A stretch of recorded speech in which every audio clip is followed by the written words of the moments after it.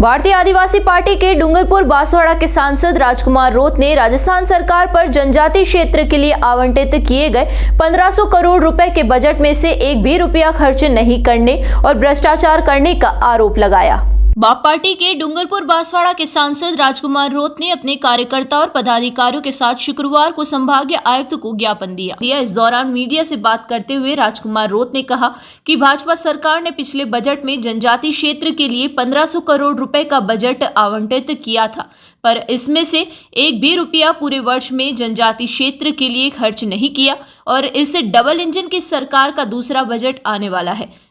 बाप सांसद राजकुमार रोत ने जनजातीय मंत्री बाबूलाल खराड़ी की कार्यशाला पर सवाल उठाते हुए कहा कि जनजातीय मंत्री खराड़ी जो खुद एक जनजाति क्षेत्र से आते हैं, वे भी जनजाति क्षेत्र के बच्चों की आवश्यकताओं को नहीं समझ पाए और अपने मंत्रालय से एक भी रुपया खर्च नहीं कर पाए। सांसद रोत ने इसमें भ्रष्टाचार होने का भी आरोप लगाया। बाप सांसद राजकुमार रोत का कहना है कि जनजाति क्षेत्र में स्वच्छ परियोजना के तहत मां बाड़ियों का संचालन हो रहा है, जिसमें कार्यरत शिक्षकों को अभी तक वेतन नहीं मिला है। जनजाति क्षेत्र में हॉस्टल में रहकर पढ़ रहे बच्चों को भौतिक सुविधाएं नहीं मिल पा रही है, ना इन बच्चों को पर्याप्त खाना मिल रहा है और ना ही कोई अन्य सुविधाएं मिल रही है। राजकुमार रोत ने आरोप लगाया कि डबल इंजन की सरकार ने जनजाति क्षेत्र को 25 साल से पीछे धकेल दिया है और राजस्थान का बंटवारा कर दिया है। राजकुमार रोत ने कहा कि जनजाति क्षेत्र के आवंटित इस 1500 करोड़ रुपए के बजट को स्वास्थ्य के क्षेत्र में, शिक्षा के क्षेत्र में खर्च करना था, ताकि इस क्षेत्र को बेहतरीन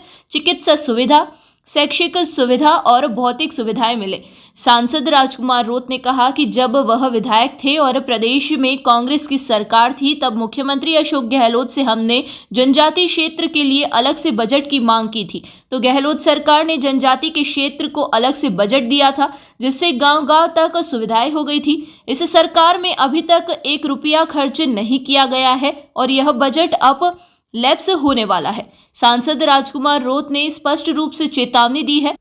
कि यदि जनजाति क्षेत्र को नुकसान होता है तो वे बाप पार्टी के सभी कार्यकर्ता और जनजाति क्षेत्र के लोगों के साथ मिलकर उग्र आंदोलन करेंगे। अनुसूचित क्षेत्र की जनता को जोहार, और साथ ही वर्तमान में जो डबल इंजन की सरकार का जो दावा करते हैं उन सरकार को मेरा संदेश है।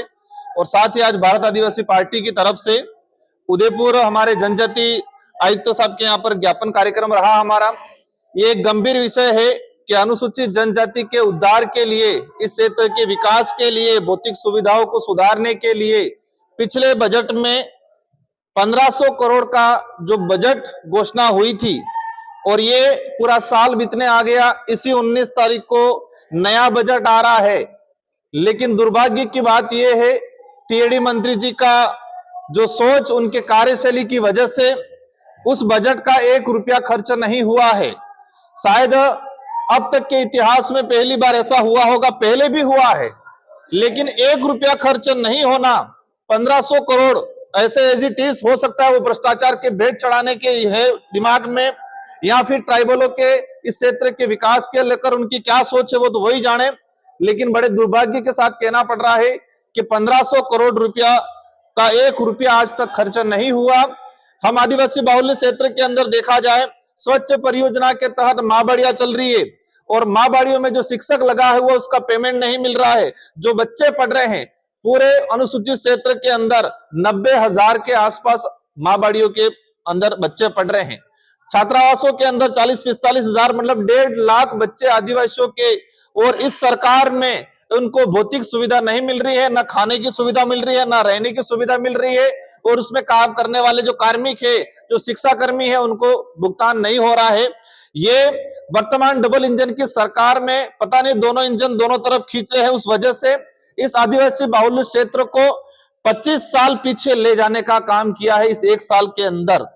तो हमारी सरकार से मांग है कि इतनी जो आपकी डबल इंजन की सरकार विकास की बात करते हो, अमृत काल की मोदी जी बात करते हैं, तो उनकी सरकार, उनके ही भजनलाल जी और हमारे बाबूलाल जी दोनों ने मिलके इस क्षेत्र का ही नहीं पूरे राजस्थान का बंडा डाल कर दिया है। और जो 1500 करोड़ अगर ये 4-5 दिन में रिलीज नहीं करते हैं इन बजट से, इस क्षेत्र के एजुकेशन पे, स्वास्थ्य पे, सुविधाओं पे, हमने एक ही बात ज्ञापन में रखी है कि जो 1500 करोड़ है